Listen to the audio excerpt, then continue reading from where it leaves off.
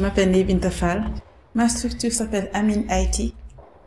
Donc, le concept, c'est que toute personne, peu importe le domaine dans lequel il évolue, puisse se retrouver dans les TIC. Et nous produisons des solutions en rapport avec cela. Je m'appelle Ndeye Mboup. Je suis mécanicienne, garagiste. Je gère un garage de réparation automobile de toute marque. Je m'appelle Angèle Diaban. Je suis cinéaste et productrice.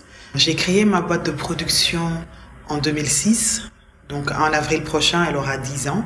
Je m'appelle Kanaï Chassi, j'ai 27 ans aujourd'hui et je suis à l'origine d'une plateforme culturelle qui s'appelle Wahart, d'un label de production de musique qui s'appelle Wahart Music et d'une plateforme qui est en lien avec le design qui s'appelle Wahart Design. La principale difficulté, c'est la peur que l'on ressent lorsqu'on décide de créer son entreprise. Et à cela s'ajoutent les gens qui vont te dire que ton rêve ne peut peut-être pas se réaliser.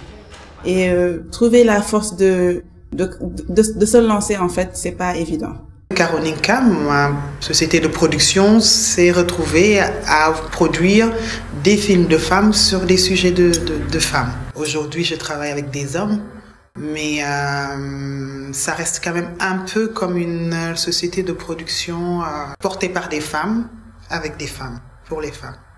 Et je me suis dit que c'est le moment d'ouvrir un garage, de aussi montrer aux jeunes filles que la mécanique aussi était un métier que les femmes peuvent vraiment exercer. La difficulté majeure, c'est de prendre la décision parce qu'il y aura toujours des gens qui vont te dire que ce n'est pas possible, des gens qui vont briser ton rêve, entre guillemets.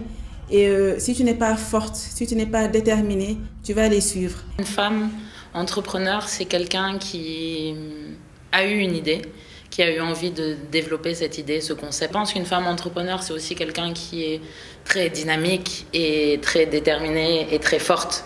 Parce qu'il faut être une femme forte, je pense, pour pouvoir évoluer dans le milieu entrepreneurial au Sénégal particulièrement, mais je pense que c'est valable partout dans le monde.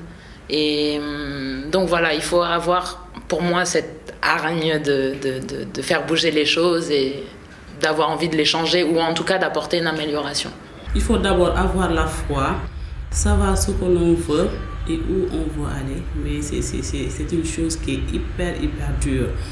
Dans 10 ans, je vois Amin IT en dehors du Sénégal. Que Amin IT offre des services qui sont utilisés par d'autres personnes que des Sénégalais.